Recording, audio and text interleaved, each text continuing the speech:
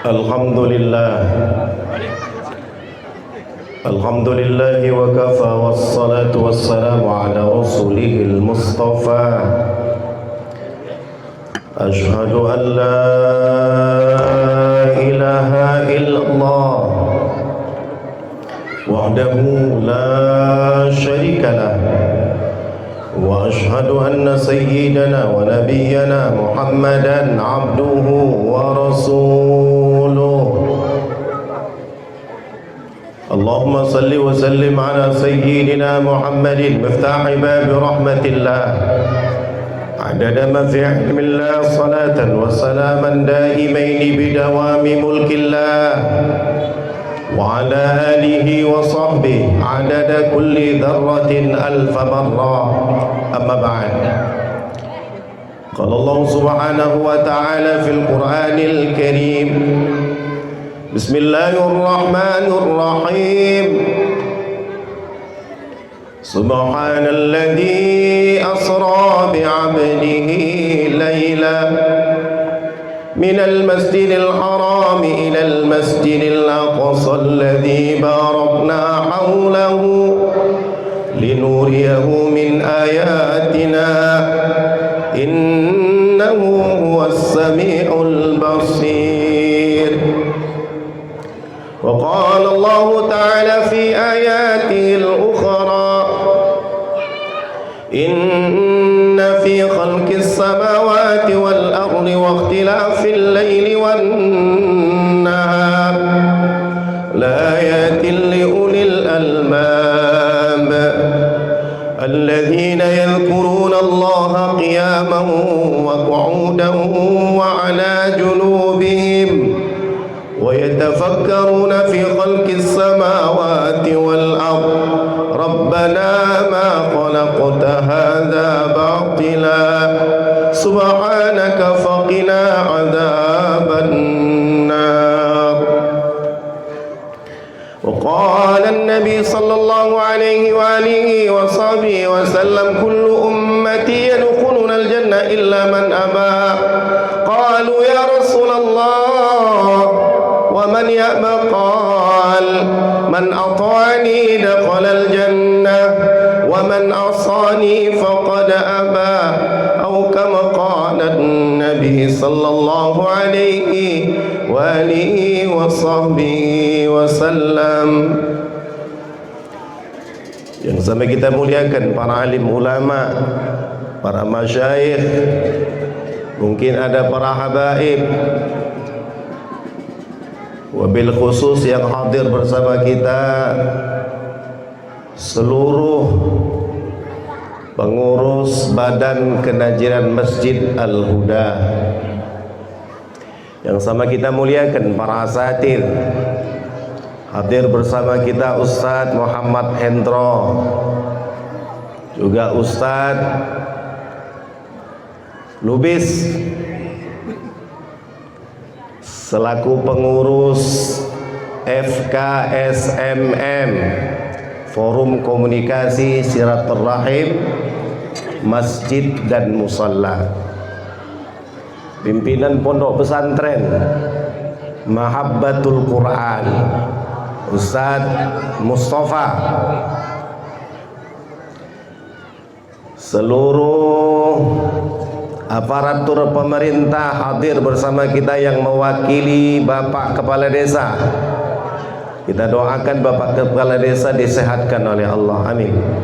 Ya Allah, pelihara beliau ya Allah, sembuhkan sakitnya ya Allah, tutup aibnya ya Allah, mudahkan hajatnya ya Allah. Anta syafi la shifaan illa shifa'u, shifaan la yughadiru saqama wala alama, ishfihi min maradihi, ishfihi min maradihi ya Allah ya Rabbal alamin.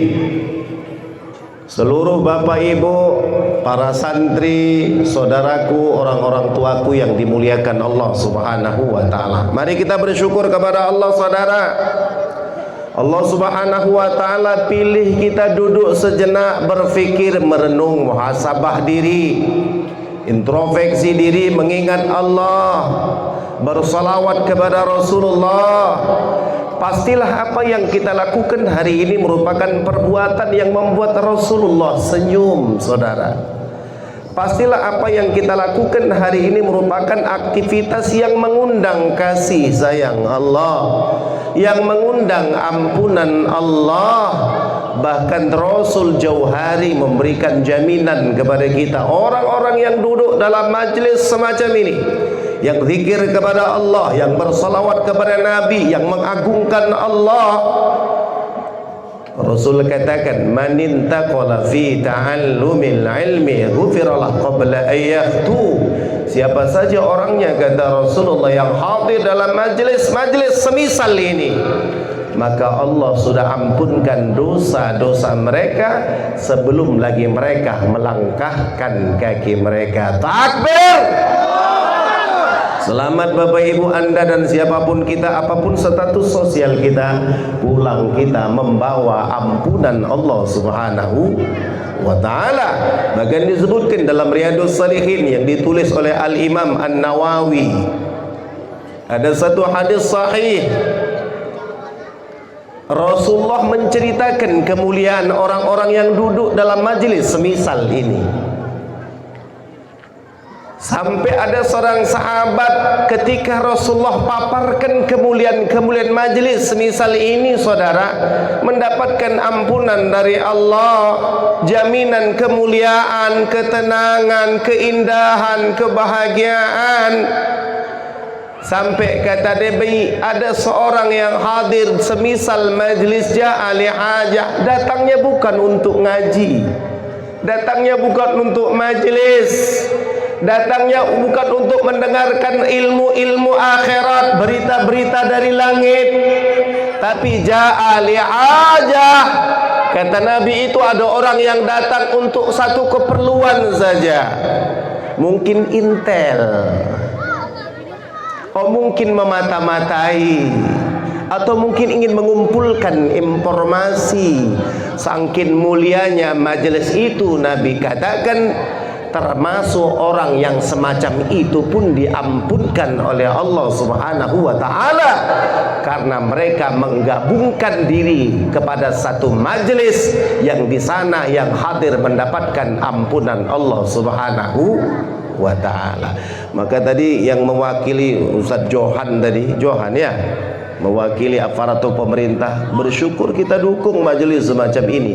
Pasti kita mendapatkan kemuliaan yang besar dari Allah, bukan hanya akhirat tapi dunia dan akhirat. Amin ya rabbal alamin. Ya Allah, kami minta kepada-Mu Allah dengan keberkahan para ulama, para masyayikh, para hafidul Quran, orang-orang yang lisannya basah bersolawat, kemuliaan orang-orang salihin, bapak maupun ibu, kami minta kepada-Mu ya Allah, siapapun kami yang hadir dalam majelis ini, ya jangan Kau pulangkan kami kecuali telah mendapatkan ampunan-Mu ya Allah. Siapapun kami yang punya masalah, selesaikan masalah kami ya Allah. Siapapun kami yang punya hajat, tunaikan hajat kami ya Allah. Siapapun kami yang punya penyakit, sembuhkan penyakit kami ya Allah. Yang punya cita-cita, tunaikan cita-cita kami ya Allah. Yang punya hutang, bayar hutang kami ya Allah. Jadikan akhir kehidupan kami ya Allah husnul khatimah. Amin ya rabbal alamin. Bapak Ibu hadirin wal hadirat yang dimuliakan Allah Subhanahu wa ta'ala, kalau kita bicara Isra Mi'raj,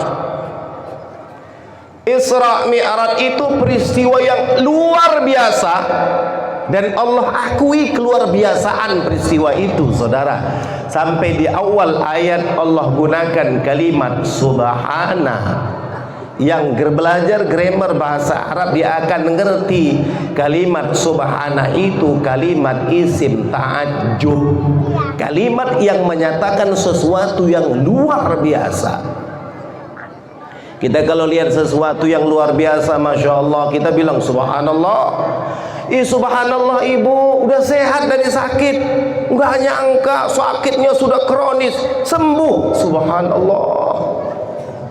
Masya Allah, bapak ini udah lama nggak ketemu, dulu kurus betul, sekarang ketemu sudah gemuk, subhanallah.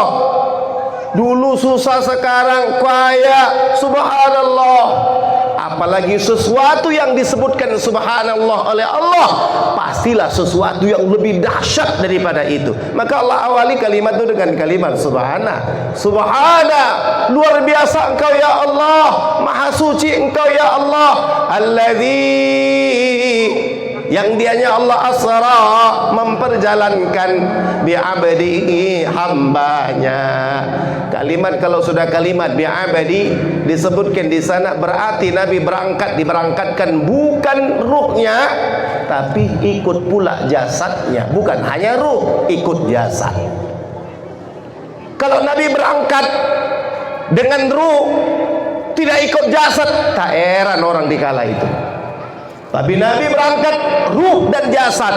Subhana, luar biasa, alladzi asra, yang telah memperjalankan bi'abdi, hambanya, baginda Nabi kita Muhammad sallallahu alaihi wa alihi wa sahbihi wasallam, lailan.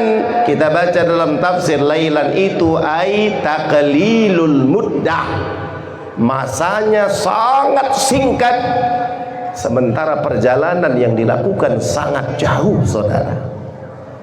Minal masjidil haram ilal masjidil aqsa, perjalanan dari Masjidil Haram Makkah Al-Mukarramah menuju Masjidil Aqsa Palestin.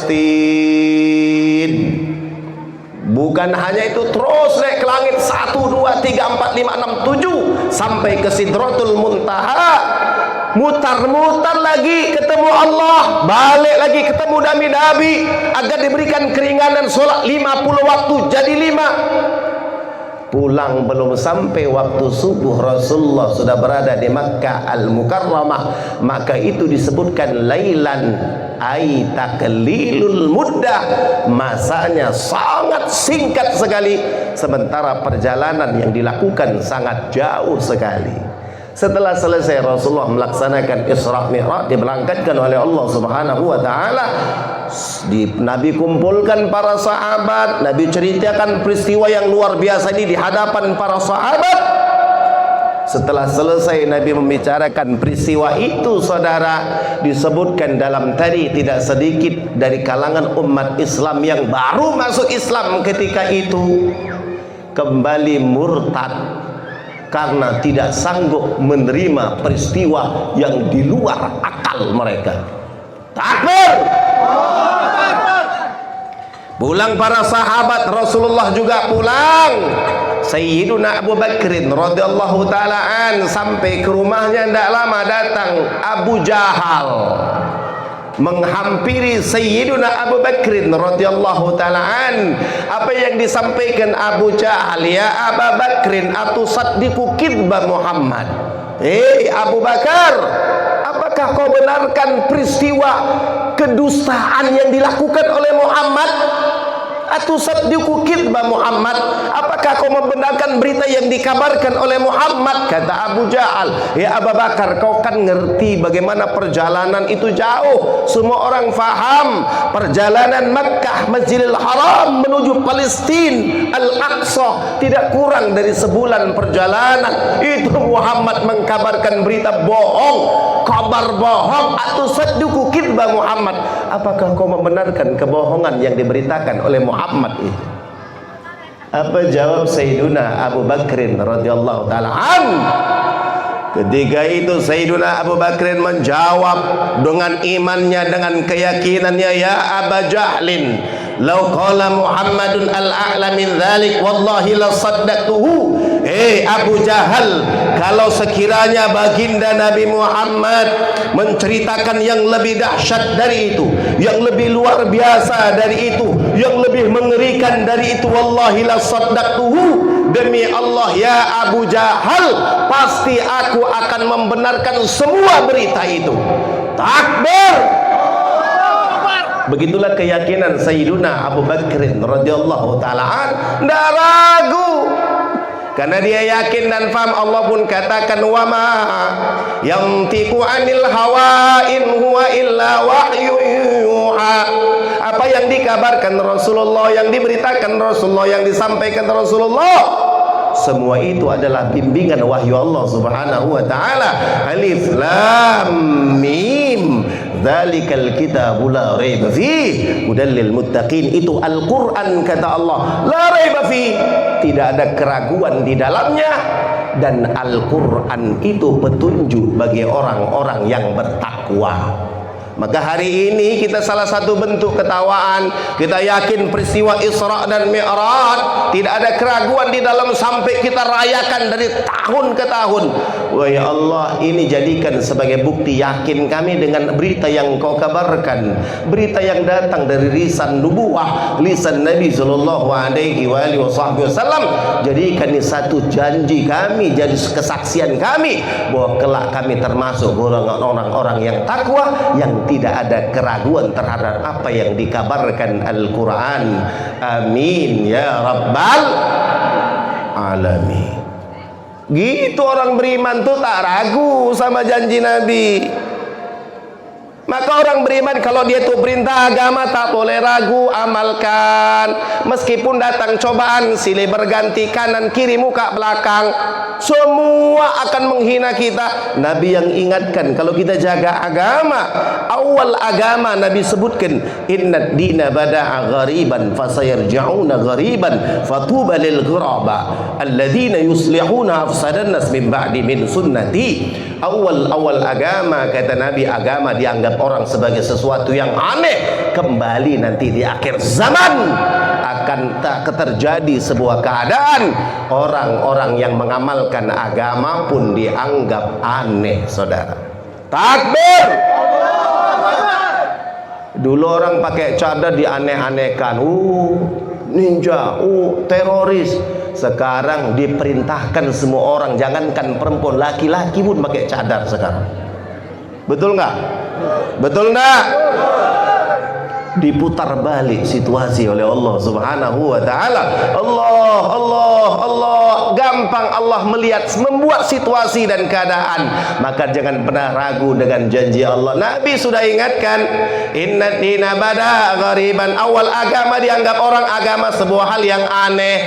Fasayarji'una ghariban, nanti di akhir zaman kembali orang yang mengamalkan agama dianggap aneh. Fatuba lil quraba, tapi beruntung orang yang dianggap aneh. Siapakah mereka? Kata Rasulullah, alladzina yuslihuna afsadan nas min ba'di min sunnati. Mereka yang mengembalikan amalan agama yang telah ditinggalkan oleh umat, mereka amalkan dalam kehidupan mereka. Mereka itu orang aneh, kata Nabi, tapi mereka itu orang yang beruntung. Senang kita dianggap orang aneh, tapi aneh yang baik. Ini kan aneh, ibu-ibu, jam sekian ini kan enak istirahat, tidur, ngorok, ngences kan enak jam gini, nonton, ngopi, minum tua kan enak jam gini. Tapi kita didudukkan Allah Ta'ala. Ini kan satu keanehan.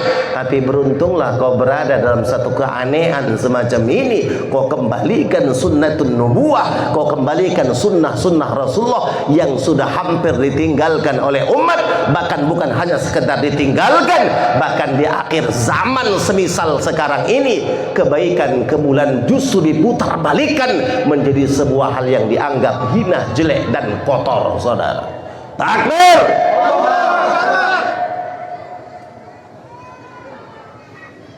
Saudara, lihatlah sekarang kondisi hari ini. Kita dipakai serban, kata orang, ih Pak Ustadz kemana-mana aku tengok pakai perban, pakai perban pula katanya. Paling sorban. Kita ndak marah, aku bilang aja perban nenek kau, aku bilang. Ini sorban, kau bilang perban. Dia tidak sadar, padahal yang mencontohkan sorban itu Rasulullah. Tidak apa-apa, gak pakai sorban, gak berdosa. Sunnah dapat pahala. Oh aneh-aneh, pakai jenggot. Sunnah, gak apa-apa, gak pakai jenggot, gak berdosa. Tapi ketika kau menghina jenggot, kau tanpa sadar yang kau hina Rasulullah, karena yang mencontohkan jenggot itu Rasulullah sallallahu alaihi wasallam. Tidak apa-apa kau tidak gunakan itu, tapi jangan kau berani mencoba-coba menghina-hina sesuatu yang dicontohkan Rasulullah sallallahu alaihi wasallam. Indah kehidupan, Masya Allah. Oh iya Pak Ustadz, kita di akhir zaman ini kan banyak fitnah. Kita diintimidasi, dizalimi, difitnah, dikerdilkan, dianggap sesuatu yang lemah. Tidak usah kecil hati, agama sudah mengingatkan kepada kita. Wa yaj'aluhum du'afa. Kalian umat Nabi Muhammad memang Allah ciptakan lemah-lemah. Enggak usah kau kecil hati, udah dikabarkan oleh agama. Wa yaj'aluhum du'afa. Allah jadikan kalian umat Nabi Muhammad lemah-lemah hatta la tatakabbaru. Tujuan Allah jadikan kita lemah-lemah agar kita tidak sombong kepada Allah. Bukan enggak bisa kita bikin hebat, kuat, perkasa, tidak ada yang berani sama kita. Gampang sama Allah. Ayyakula lahu kun fayakun. Apakah kau ragu dengan jaminan Allah itu? Wa ja'alahum du'afa. Umatnya Rasulullah, ini kan umatnya Rasulullah yang dirundukan Rasulullah. Allah memang sengaja jadikan kalian lemah-lemah hatta la tatakabbaru, agar kalian tidak sombong kepada Allah. Ini kalau mobilnya Fortune semua ngana ya ragu hadir ngaji. Di mana? Ini di Danau Toba. Di mana? Ini Pantai Jono. Di mana? Pantai Kelang. Di mana sekarang? Pantai Cermin. Nggak pernah ngaji. Fortune, Alphard, dikasih mobilnya pinjam, rental. Nggak bisa kemana-mana. Akhirnya ikut ngaji. Waja'alahum du'afa. Allah jadikan kalian umat Nabi lemah-lemah. Jangan kecil hati. Allah punya target, Allah punya misi. Hatta la tatakabbaru, agar kau tidak sombong kepada Allah. Karena umat terdahulu dikasih kuat-kuat, hebat-hebat, sombong. Firaun sombongnya gimana? Kaya, punya kekuasaan, sombong sampai ia katakan, "Ana rabbukumul a'la." Aku adalah Tuhanmu yang maha tinggi. Kita umat Nabi Muhammad memang disebutkan dibuat lemah-lemah. Masya Allah. Hatta la tatakabbaru, agar kau tidak sombong kepada Allah. Bahkan dibuat lagi ada yang matanya tak melihat. Yang ngaji tadi, aku terharu kali ya Allah. Nggak melek mata, bisa nggak melihat, tapi bisa ngaji. Ini ada mata gede-gede melihat, semua bisa dilihatnya. Yang haram pun sampai dilihat dia, tak bisa ngaji. Allahu Akbar. Waja'alahum du'afa. Allah jadikan kalian umat Nabi lemah-lemah hatta la tatakabbaru, agar kalian tidak sombong kepada Allah. Janganlah kita diciptakan lemah lantas sombong kepada Allah. Lemah kita. Pernahkah kita dengar kisah, saudara? Diceritakan ada dua orang memancing. Dikabarkan peristiwa yang luar biasa, Allah gambarkan kepada kita. Satu muslim, satu kafir, mancing dua orang. Yang si mukmin mancing, si kafir mancing. Pas si mukmin mancing, diletakkan pancing di kolam atau di tempat pemancingan atau di sungai atau dimanapun, sama berdekatan dengan si kafir. Yang pancing si muslim tak disenggol-senggol ikan, giliran pancing si muslim disenggol, dimakan, angkat masuk sumpit. Si muslim tak disenggol-senggol sama ikan. Disebutkan dalam kitab dua kisah sebagai satu gambaran kepada kita. Ternyata kelemahan itu merupakan sebuah kemuliaan sesungguhnya, sengaja kepada orang beriman dibatasi oleh Allah Ta'ala hatta la tatakabbaru, agar kau tidak sombong kepada Allah. Si mukmin tak dimakan-makan ikan, si kafir bentar-bentar dimakan ikan. Masuk sumpit, penuh sumpit satu, masuk sumpit dua. Si mukmin tak disenggol-senggol ikan. Masuk waktu zuhur, dia pun sholat zuhur, tinggalkan itu pancing. Si kafir melihat, makan kalau sholat tuh tak dapat ikan, sholatlah kerja kau. Selesai sholat, selesai makan siang, dia balik lagi mancing. Si mukmin dia letakkan lagi pancing, tadi makan ikan. Si kafir bentar-bentar penuh sumpit satu, masuk sumpit dua, penuh sumpit dua, masuk sumpit tiga. Masuk waktu asar, si mukmin berangkat lagi sholat, tinggalkan pancing situ. Selesai asar, balik lagi ke pemancingan. Si kafir selesai penuh sumpit 1, 2, 3 dan seterusnya. Setelah masuk asar, dia masukkan lagi pancing. Si mukmin tadi senggol-senggol sama ikan. Dekat-dekat waktu maghrib, pancing si mukmin disenggol, dimakan sama ikan. Si kafir melirik. Dia memang satu tapi gede induknya katanya. Diangkat itu pancing, ditarik ikan masuk ke tangkok, diambil masuk, mau dimasukkan ke sumpit, lepas itu ikan. Kata si kafir, tengok sholat kerja kau, satu pun tak dapat sama kau, kata si kafir. Ketika itu para malaikat ngadu ke Allah. Ya Allah, teganya engkau ya Allah. Si mukmin yang hidupnya beriman kepadamu, taat kepadamu, ya salat ya Allah, masa ikan tak kau berikan, sementara si kafir yang kufur, yang durhaka kepadamu, kau berikan ikan kepadanya. Kata Allah Ta'ala, hei para malaikatku, coba kau lihat ke atas. Para malaikat melihat ke atas. Ya Allah, untuk siapakah ini Allah bukakan kenikmatan sorga yang luar biasa. Mala ainun ra'at wala udhunun sami'at wala khatara ala qalbil bashar. Kenikmatan yang tidak pernah dilihat oleh mata, tidak pernah didengar oleh telinga, tidak pernah terlintas dalam hati. Kata para malaikat, untuk siapa ini nikmat sorga ini ya Allah? Kata Allah, itu sengaja kusiapkan kepada si mukmin yang mancing, yang tidak kukasih ikan. Cobalah para malaikatku, apalah kecewanya, apa sih ruginya orang beriman yang taat tadi kalau tak kuasih ikan, tapi telah kusiapkan sorga kepadanya. Coba kau lihat ke bawah, dibukakan Allah bagaimana lahapan-lahapan azab neraka. Ketakutan para malaikat, wahai Allah, untuk siapa ini ya Allah? Siapa yang masuk ke dalam pasti binasa. Kata Allah, itu kusiapkan untuk si kafir yang mancing, yang banyak kukasih ikan. Apa sih hebatnya ikan yang kuberikan banyak kepadanya? Toh akhirnya dia masuk ke dalam neraka Allah Subhanahu wa ta'ala. Maka memang kita dibatasi.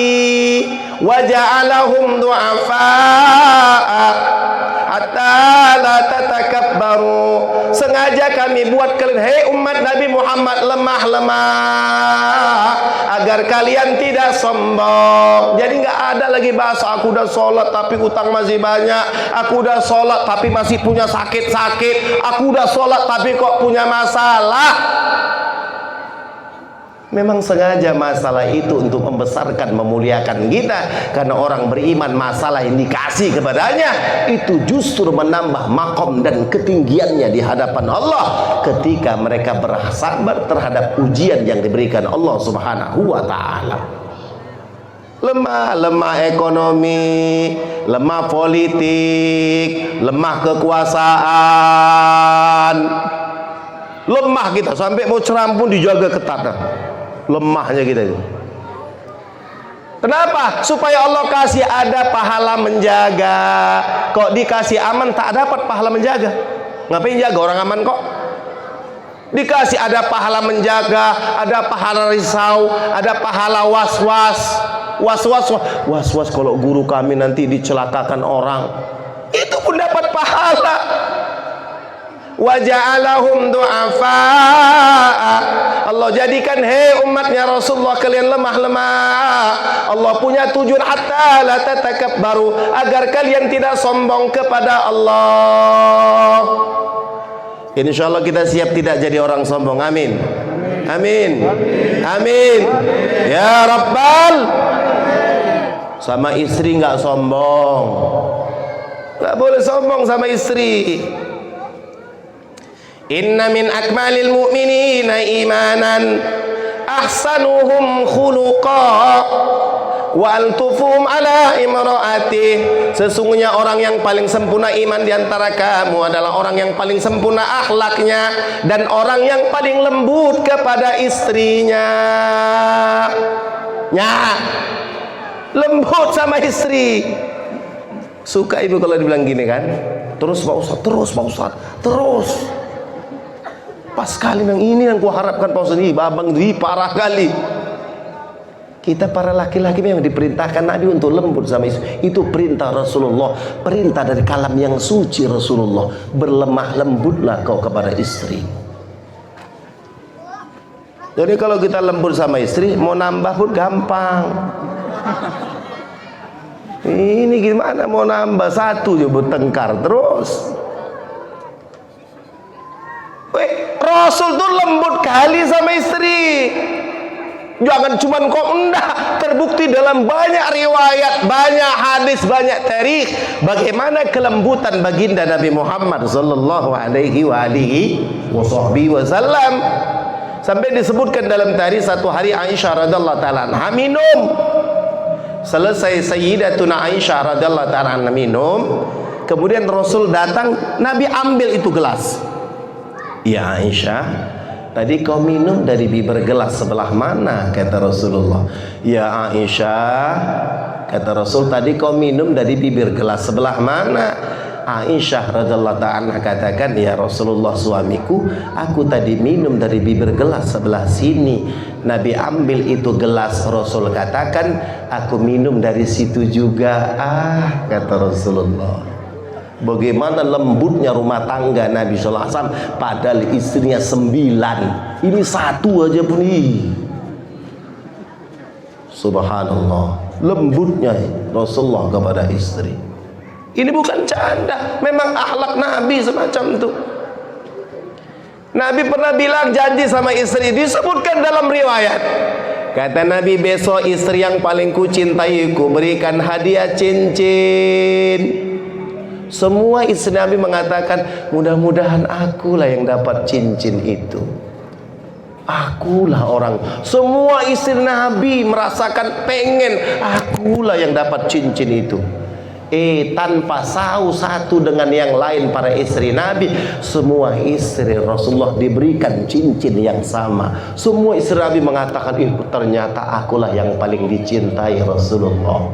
Indahnya rumah tangga baginda Nabi Muhammad sallallahu alaihi wasallam. Pernah kita kayak gitu Pak, sama istri, minum dari mana kau tadi minum dari sebelah mana? Itu tuh bibir gelas sebelah mana deh? Pernah nggak kita kayak gitu? Pernah Bu? Masih hidup nggak ini? Pernah nggak? Kalaupun pernah, lain motifnya. Dedek, tadi kau minum dari bibir gelas sebelah mana? Sebelah sini Bang, diputar, malas ku dari situ kan. Bau kali mulut kau tuh kan. Di rumah tangga Nabi indah. Inna min akmalil mu'minina imanan ahsanuhum khuluqa. Orang yang paling sempurna iman di antara kamu adalah orang yang paling sempurna akhlaknya. Wal tufum ala imraati, dan orang itu lembut kepada istrinya. Lembut. Ini kita kadang nggak lembut, nyuruh buat teh manis saja kayak di warung. Dek, cepat ya teh manis ya. Yang manis bikin, banyakkan gulanya, cepat sikit. Datang di belakang, gula habis woi. Kayak di warung rumah tangga itu. Tapi Nabi katakan, wal tufuhum ala imraati, orang yang sempurna iman di antara kamu Rasulullah katakan adalah orang yang paling lembut kepada istrinya. Ketika kita berlemah lembut kepada istri, sadar kita adalah orang yang terbaik apa yang digambarkan baginda Nabi Muhammad sallallahu alaihi wasallam. Kita memang dibuat lemah-lemah. Para istri, jangan kau kecil hati. Suamimu dibuat lemah. Tak semua keinginanmu diberikannya. Tapi kita harus sadar, memang itu gambaran kehidupan. Boleh jadi kalau semua keinginan ibu ditunaikannya, dia jadi sombong sama ibu. Boleh jadi. Kau apa mau kau sekarang? Semua udah kutunaikan. Apa mau kau? Jadi sombong. Kadang dibuat dia lemah, nggak bisa ngasih ini, nggak bisa ngasih itu. Dia pun jadi tahu diri sehingga tidak sombong. Banyak hikmah yang Allah buat dalam kehidupan ini, saudara.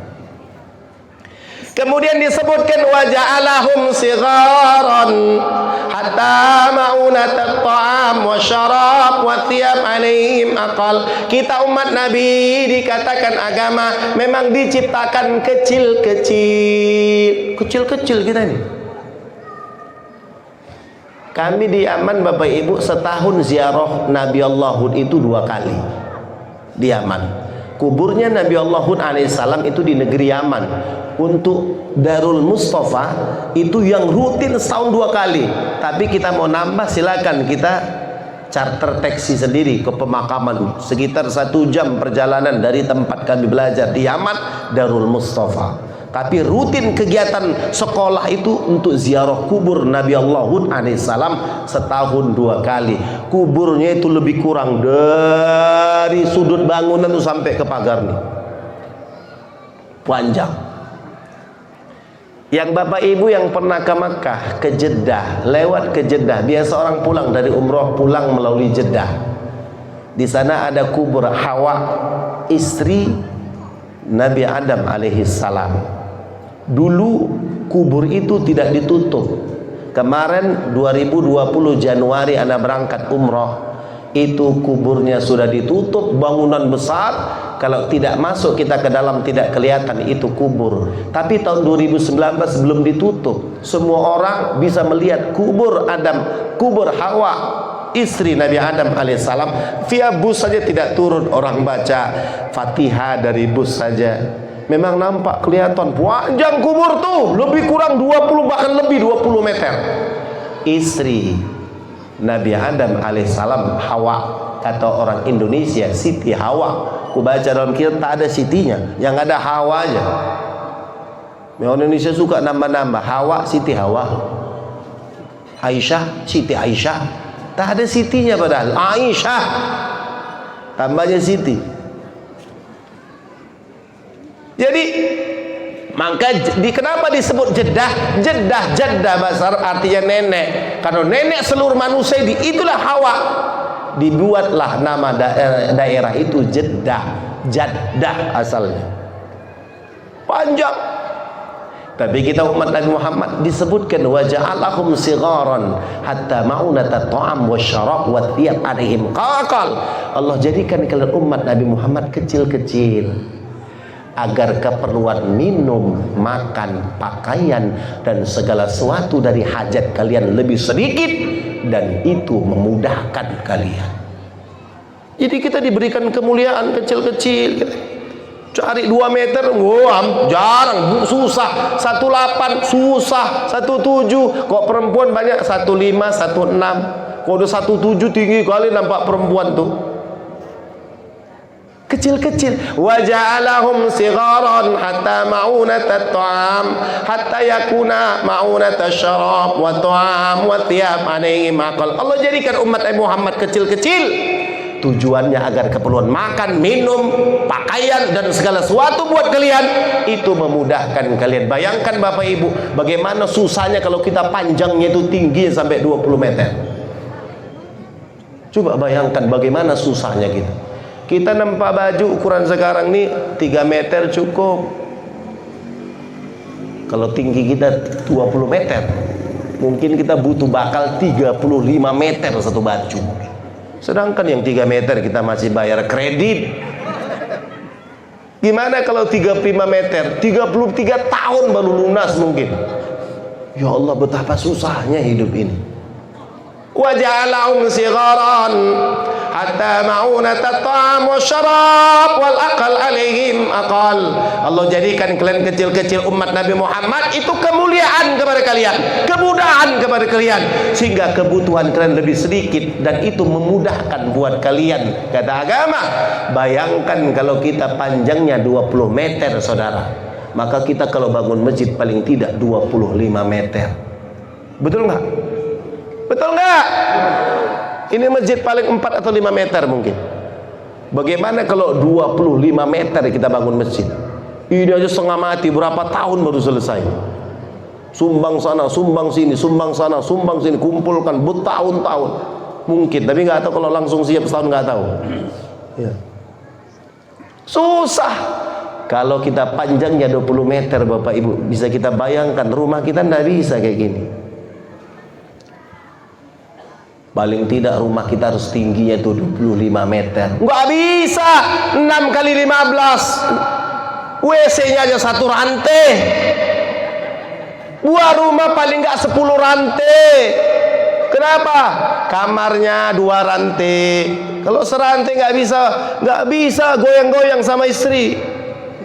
2 rantai paling tidak kamarnya. Kamarnya 2 rantai.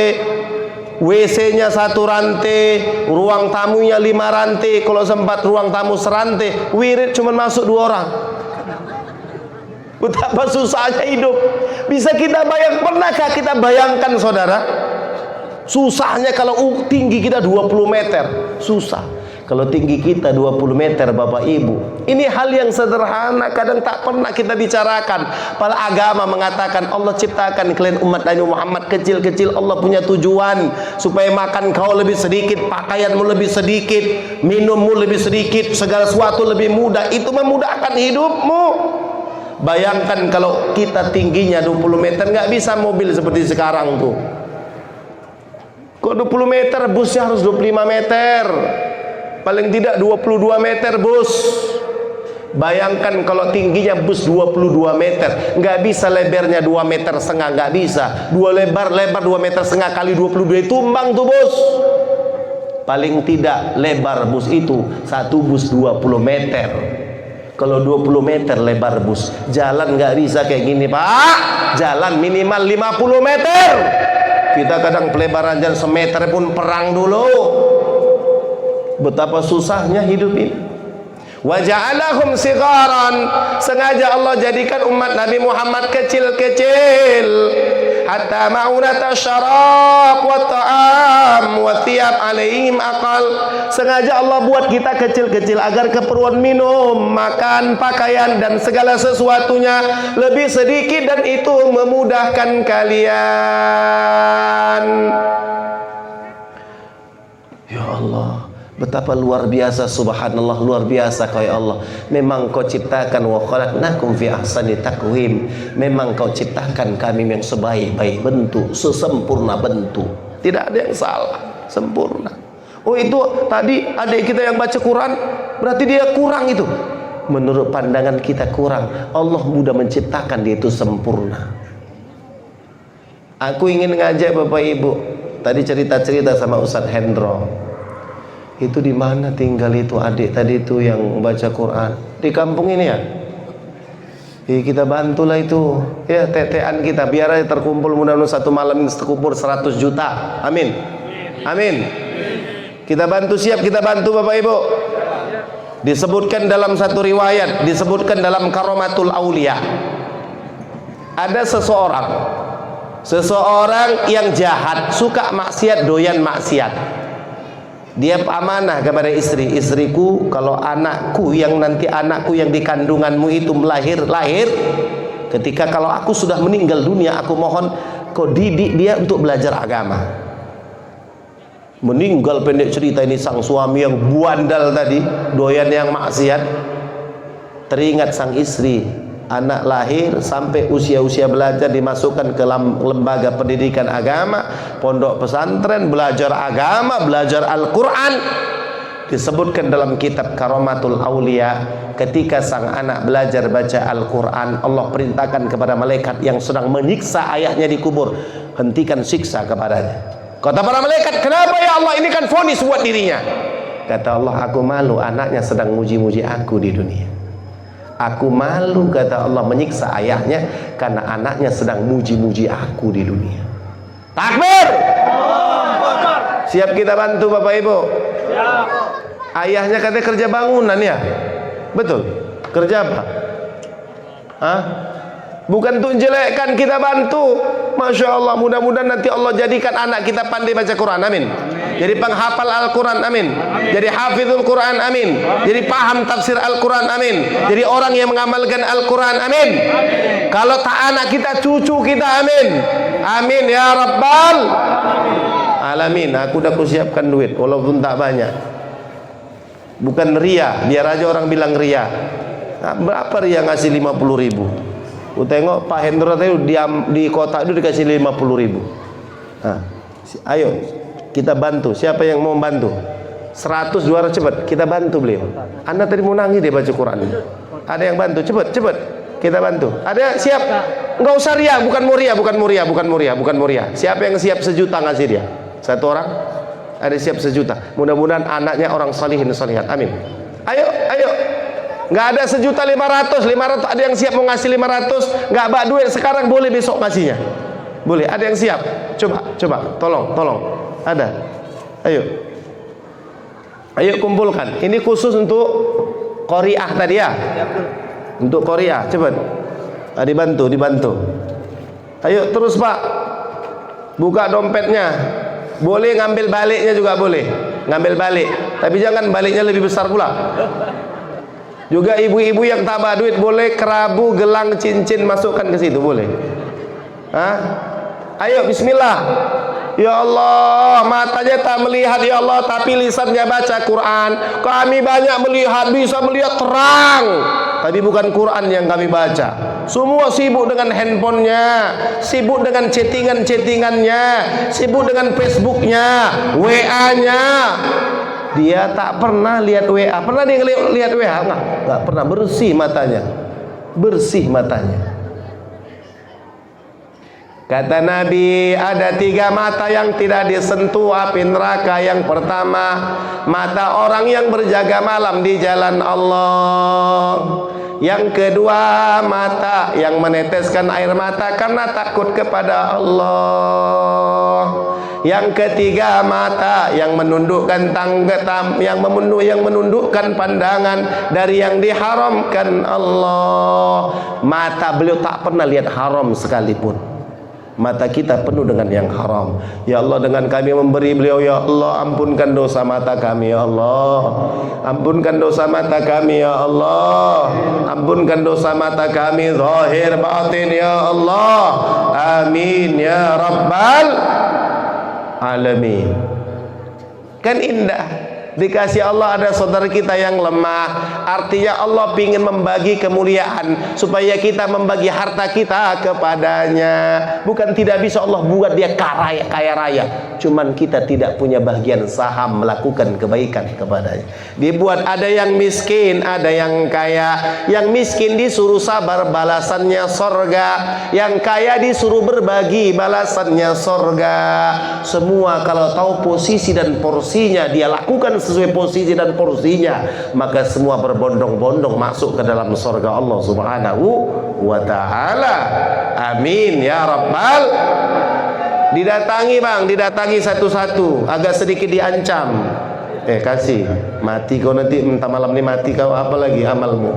Ingat-ingatkan sedikit, agak dinasihati. Jangan pura-pura nggak tahu ya, bilang. Ada yang pura-pura nggak nengok, dia lewat dia apa aja. Pas kue lewat ditangkapnya. Ayo kita bantu dia. Aku pun nggak kenal dengan dia. Dia saudara kita, orang beriman. Lisannya membaca Al-Quran. Kita berharap ya Allah, jadikan keturunan kami orang-orang yang cinta kepada Al-Quran. Amin ya rabbal alamin. Bahkan disebutkan waja'ala umruhum qasiran hatta takuna dzunubuhum aqal. Sambil jalan terus kotaknya. Allah jadikan umat Nabi Muhammad memang umurnya pendek-pendek. Memang itu programnya Allah. Agar apa? Hatta dzunubum, hatta yakuna dzunubum aqal. Agar supaya dosa kita lebih sedikit kepada Allah. Nabi Adam umurnya 1050 tahun. Nabi Nuh umurnya 950 tahun. Ada nabi-nabi yang 500 tahun. Ada yang 200 tahun. Tapi baginda Nabi Muhammad 63 tahun. Umur kita antara 60-70 kata Nabi. Sengaja hatta yakuna dzunubum maqal. Allah sengaja buat umur kalian pendek-pendek. Bukan tak bisa Allah jadikan umur kita panjang-panjang sebagaimana nabi-nabi umat-umat terdahulu, tapi itu sengaja dibuat Allah agar dosa kita lebih sedikit kepada Allah. Makanya udah umur pendek, jangan buat dosa. Umur sengaja dibikin pendek supaya dosa tidak banyak. Kita mau berpikir-pikir ini. Coba bayangkan, kerja satu hari satu malam 8 jam. Kata Dinas Ketenagakerjaan 8 jam. Satu hari satu malam 24 jam. Berarti sama dengan sepertiga hidup kita gunakan untuk kerja, cari duit. Berarti kalau umur kita 60 tahun sama artinya 20 tahun kita cari duit. Tidur kata orang kesehatan itu idealnya 8 jam. Aku kadang tak sampai, kadang 2 jam, 3 jam, kadang lebih dari 8 jam. Kok ini nggak tahu lah berapa jam tidur. Habis ini kami pulang nanti, ibu sampai rumah ngorok, aku masih di perjalanan. Mudah-mudahan selamat sampai tujuan. Amin ya rabbal alamin. Allah jadikan umur kalian pendek-pendek kata agama agar dosa kalian sedikit. Bukan tidak bisa Allah ciptakan umur kita panjang-panjang. Itu memang sengaja diciptakan Allah pendek-pendek agar dosa kita sedikit. Tadi tidur kita 8 jam sama dengan sepertiga hidup. Kalau umur kita 60 tahun sama kita artinya tidur 20 tahun. Cari duit 20 tahun. Ngorok ngences 20 tahun. Jangan-jangan udah ngorok itu, udah ngences. Berarti kalau dia ngaji ngences juga berarti lebih 20 tahun dia ngorok itu. Jangan kita di sini berapi-api, di situ dia berair-air ngences. Takbir, takbir. La ilaha illallah. 20 tahun ngences, 20 tahun cari duit, potong usia balik 15 tahun. Sisa berapa kalau umur kita 60 tahun? 5 tahun. Berfikirlah Bapak Ibu di sisa-sisa umur kita. Anda senang ngaji banyak yang muda-muda. Laskarnya pun muda-muda, senang Anda. Senang tau banyak yang muda-muda, senang dia. Gila kita ngaji bah. Insya Allah kampung ini kampung berkah. Anda lihat ini. Anda dengar kabar banyak ulama datang ke kampung ini. Kalau katanya ini di ujung. Kalau ujung tuh tak ada yang ujung. Semakin kemana pun ujung terusnya itu. Kata orang tempat di ujung. Kalau kita ke sana ujung lagi itu. Berarti ini kan tak ujung. Tak ada habisnya ujung itu. Sama semua itu. Alam ini sama, tak ada ujung. Kita yang bilang ujung. Sama semuanya. Berkah kampung ini. Mungkin karena semangat Bapak Ibu hadir dalam majelis. Ada yang muda-muda semangat, Masya Allah. Anda pernah ngisi ceramah Bapak Ibu yang hadir 70 tahun ke atas sama 7 tahun ke bawah. Mau mati aku ceramah. Yang 7 tahun ke bawah ribut seribut-ributnya, yang 70 tahun ke atas diam sediam-diamnya. Kalau ini senang awak disambut takbir, takbir. Kok yang 70 tahun takbir? Bela takbir. Wow. Kita ada wow. Ya Allah. Jantung kan ceramah itu. Indah kita. Jaga agama dalam hidup, jaga agama, jaga agama. Man aslaha akhiratahu aslahallahu dunyahu. Jangan khawatir dengan duniamu. Yang bagus akhirat, Allah baguskan duniamu. Jaga sholat. Yang punya ketinggalan sholat qadha, kecuali ketinggalan karena haid dan nifas. Sepakat madzhabul arba'ah, seluruh ulama madhab, seluruh ulama ahlu sunnah wal jamaah sepakat bahwa sholat yang ditinggalkan wajib diqadha, kecuali yang ketinggalan karena haid dan nifas. Puasa Ramadan yang ketinggalan qadha ganti, meskipun ketinggalan karena haid dan nifas. Jaga agama dalam kehidupan ini, karena memang hidup untuk agama, hidup ini untuk beramal, hidup ngumpul-ngumpul kebaikan. Wa ma khalaqatul jinna wal insa illa liya'budun. Tidak kuciptakan jin dan manusia kecuali untuk ibadah menyembah. Ini bagian daripada ibadah. Cari nafkah kalau niatnya untuk akhirat jadi bagian dari ibadah. Memberikan pakaian istri yang menutup aurat, belinya pun jadi bagian ibadah. Tutup aurat. Ibu-ibu tutup aurat. Kalau mampu bercadar, alhamdulillah. Kalau belum mampu, tapi pakailah jilbab yang standar syariah. Apa itu? Menutup seluruh bagian kepalanya, tutup sampai dagunya. Di bagian atas jilbab itu dipakaikan juga ponakan jilbabnya. Pakai ponakan jilbab, Bu. Kecil di dalam, baru pasang jilbab. Pahamnya ibu? Hah? Ponakan atau anakan? Kata enggak Pak Ustadz, bukan ponakan, anakan. Sama aja, anan sama ponakan sama-sama kecil itu sama. Tak ada bedanya itu. Tutup. Kalau sholat itu pakai mukena sampai ke dagu. Lihat dalam semua kitab fikih.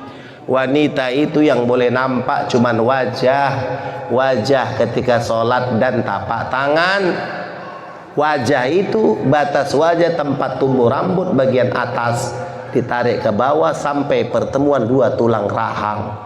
Di antara bentuk yang horizontalnya itu antara dua anak telinga.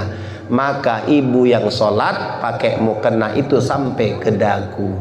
Ini perlu disampaikan kemana-mana. Jangan salah sholat kita. Sampaikan kepada istri kita. Kalau istri kita dua, sampaikan kedua-duanya.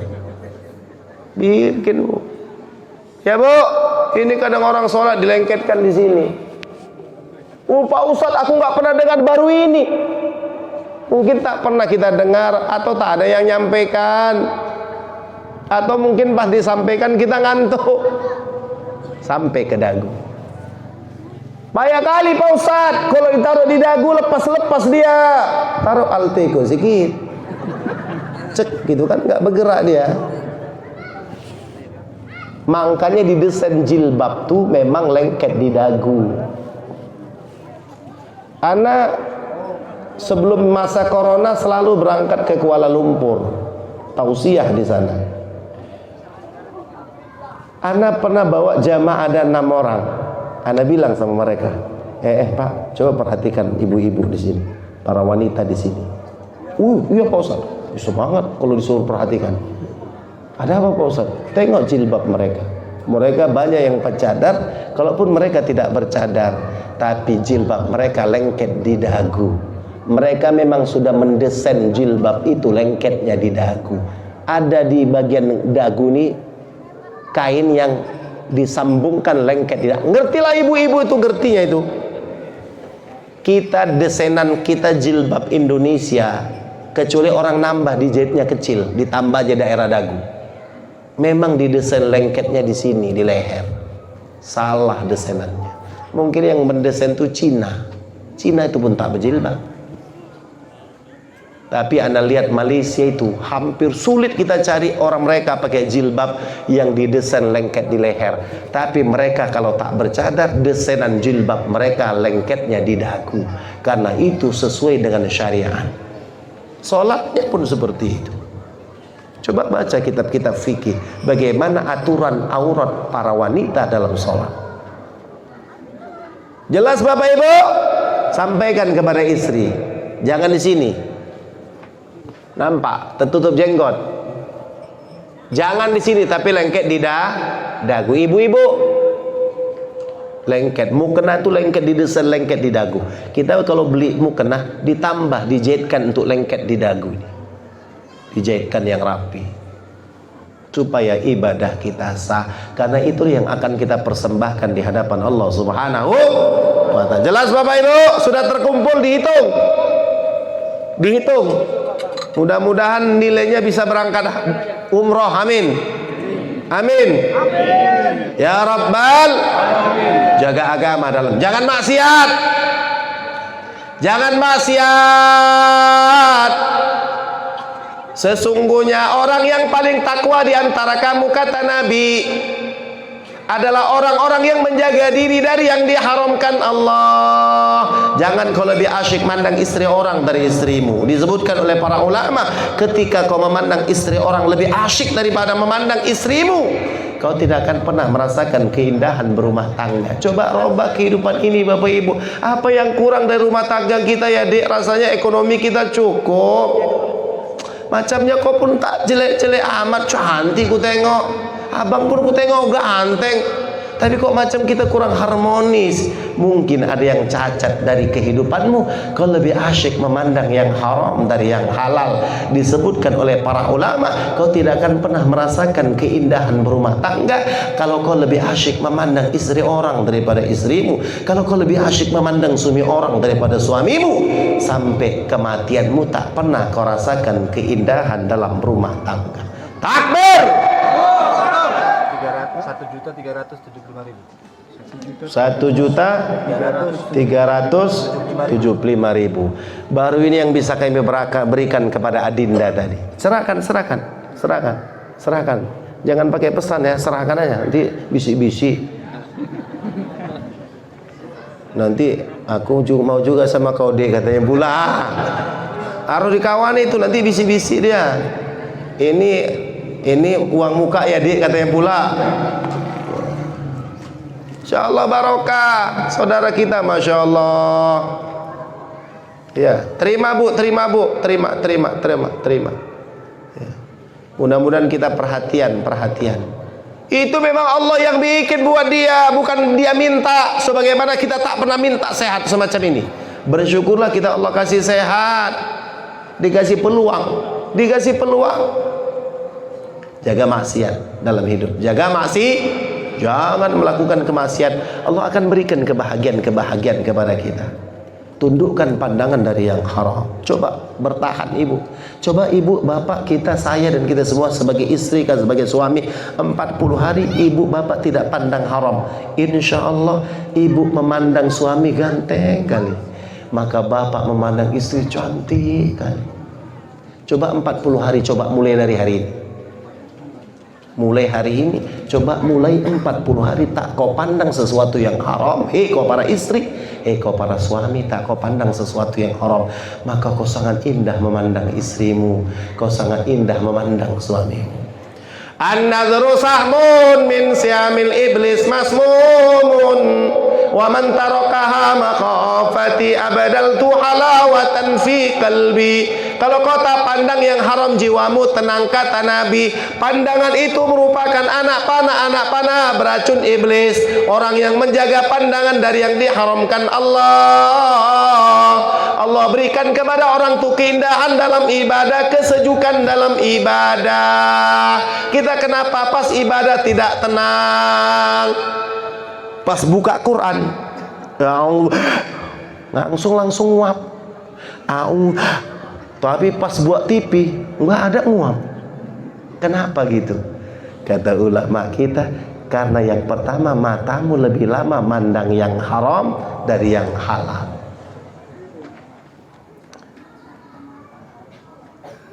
Saudara, disebutkan dalam tarikh ada para sahabat yang sholat 1 rakaat mengkhatamkan Al-Quran, masuk rakaat kedua khatam 2 kali Al-Quran.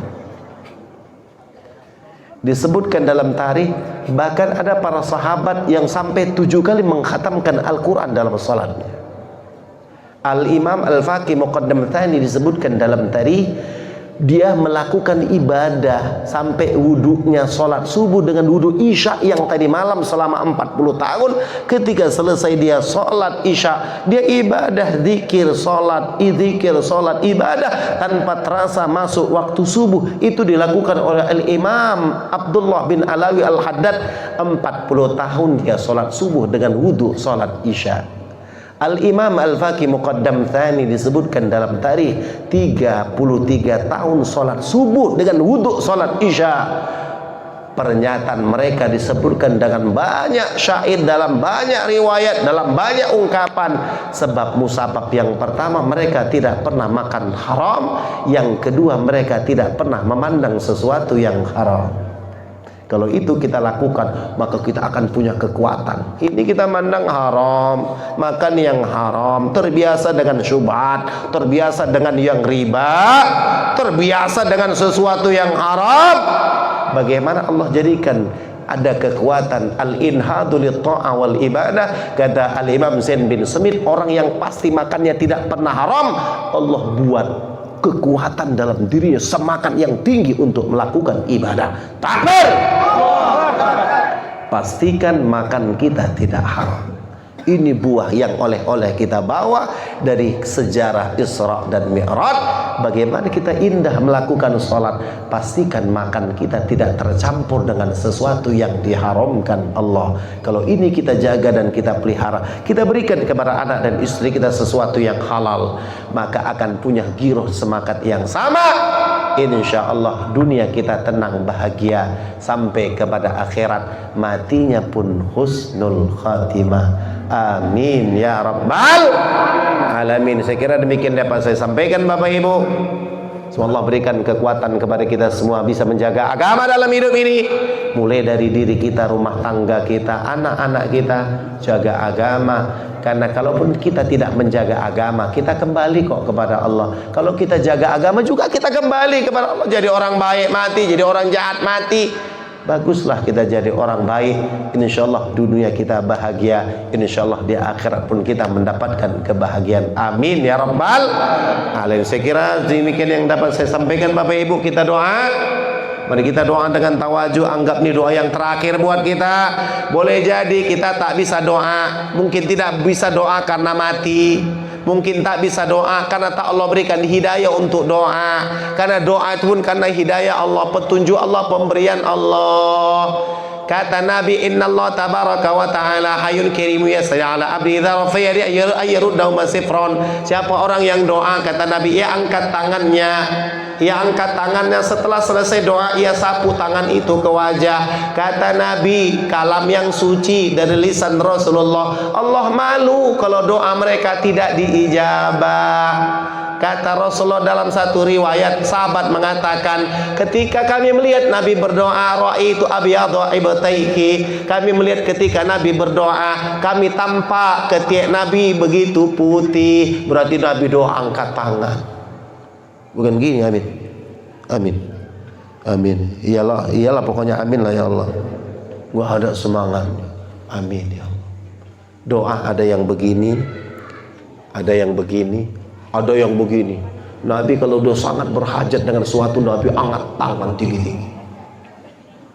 Kita terserah, hajat kita kan beda-beda. Maka nanti ada yang begini, ada yang begini, oh ada yang gini. Mungkin utangnya udah mau jatuh tempo, mungkin tinggi-tinggi dia. Ya, kita doa. Janji Nabi apa tadi Bapak Ibu? Siapa yang doa, ia angkat tangannya. Setelah selesai doa, ia sapu tangan itu ke wajah. Kata Rasulullah, Allah sangat malu kalau doa itu tidak diijabah. Insya Allah. Bismillahirrahmanirrahim. Alhamdulillah rabbil alamin. Wassalatu wassalamu ala sayyidina Muhammadin wa ala alihi wa sahbihi ajma'in.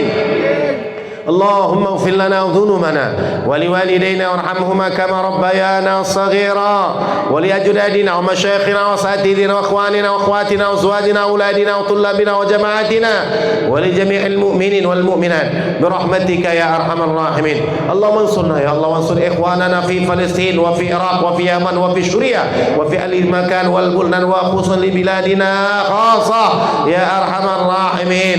اللهم ارفع عنا البلاء والوباء والأمراض مع ظهر منها وما بطن ما لا يكشف غيرك يا أرحم الراحمين. اللهم افتح علينا فتوح العارفين، اللهم افتح علينا فتوح العارفين، اللهم افتح علينا فتوح العارفين. اللهم اجعل مفاتيحا للخير ومغالقا للشر يا رب العالمين. Ya Allah ya Arhamar Rahimin, kami adalah hamba-hambamu ya Allah. Kami sadar banyak salah, banyak khilaf, banyak dosa ya Allah. Siapapun kami, apapun status sosial kami ya Allah, ampunkan semua dosa kami ya Allah. Dosa besar, dosa kecil, dosa terang maupun yang tersembunyi ya Allah. Allah, dosa terang maupun yang tersembunyi ya Allah, dosa terang maupun yang tersembunyi ya Allah, sengaja maupun yang tidak sengaja ya Allah, ampunkan semua ya Allah, bersihkan semua ya Allah. Jangan kau keluarkan kami dari majelis ini kecuali semua dosa kami telah kau ampunkan ya Arhamar Rahimin. Ya Allah ya Arhamar Rahimin, ampunkan dosa ibu kami ya Allah, ayah kami ya Allah, ibu kami, ayah kami ya Allah. Pelihara mereka, jaga mereka, lindungi mereka ya Allah. Gunakan sisa-sisa umur mereka untuk taat kepada-Mu ya Allah. Ya Allah, kalau mereka sakit sembuhkan ya Allah. Kalau mereka punya masalah selesaikan masalah mereka ya Allah. Kalau mereka punya hutang bayar hutang mereka ya Allah. Kalau mereka akan Kau panggil daripada alam ini, jadikan akhir kehidupan mereka husnul khatimah. Mudahkan hati dan lisan mereka mengucapkan la ilaha illallah Muhammadur Rasulullah sallallahu alaihi wasallam. Ya Allah, ibu ayah kami yang sudah wafat ya Allah, masukkan nikmat-nikmat surga ke dalam kuburnya ya Allah. Masukkan nikmat-nikmat surga ke dalam kuburnya ya Allah.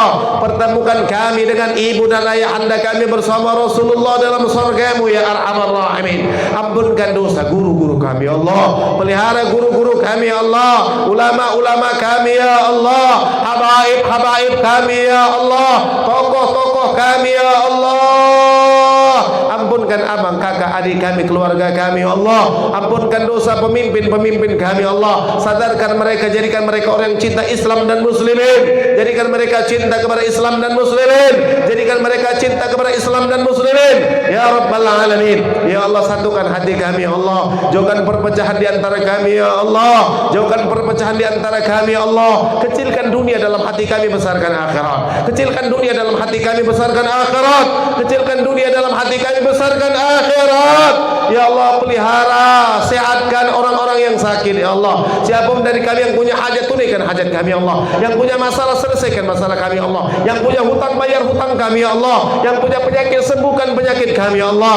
Ya Allah ya Arhamar Rahimin, mudahkan kami ya Allah. Di akhir-akhir detik-detik kewafatan kami mengucapkan la ilaha illallah Muhammadur Rasulullah. Ayo semuanya, la ilaha illallah, la ilaha illallah, la ilaha illallah Muhammadur Rasulullah sallallahu alaihi wasallam. Ya Allah, jadikan kalimat itu yang keluar di akhir kehidupan kami ya Allah, di detik-detik kewafatan kami ya Allah, di masa hidup kami ya Allah. Berikan kami kekuatan membela kalimat itu ya Allah, menolong kalimat itu ya Allah, mendakwakan kalimat itu ya Allah, menyebarkan kalimat itu ya Allah, mengajarkan kalimat itu ya Allah. Ya Allah, gunakan waktu kami, ilmu kami, harta kami, kekuasaan kami, pangkat jabatan, kedudukan kami ya Allah, untuk mensyiarkan kalimat itu ya Allah. Ya Allah, kecilkan yang kecil dari hati kami ya Allah. Kecilkan sesuatu yang Kau anggap kecil dari hati kami ya Allah. Besarkan sesuatu yang Kau anggap besar ya Allah dalam hati kami ya Allah. Ya Allah, kami tidak pandai berdoa ya Allah. Segala yang baik itu yang kami inginkan, segala yang buruk ya Allah jauhkan dari kehidupan kami ya Allah. Rabbana atina fid dunya hasanah wa fil akhirati hasanah wa qina adzabannar. Sallallahu ala sayyidina Muhammadin wa ala alihi wa sahbihi ajma'in walhamdulillahi rabbil alamin. Bapak Ibu, kalau ke Siantar silakan singgah ke Pondok Pesantren Mahabbatur Rasul sallallahu alaihi wasallam.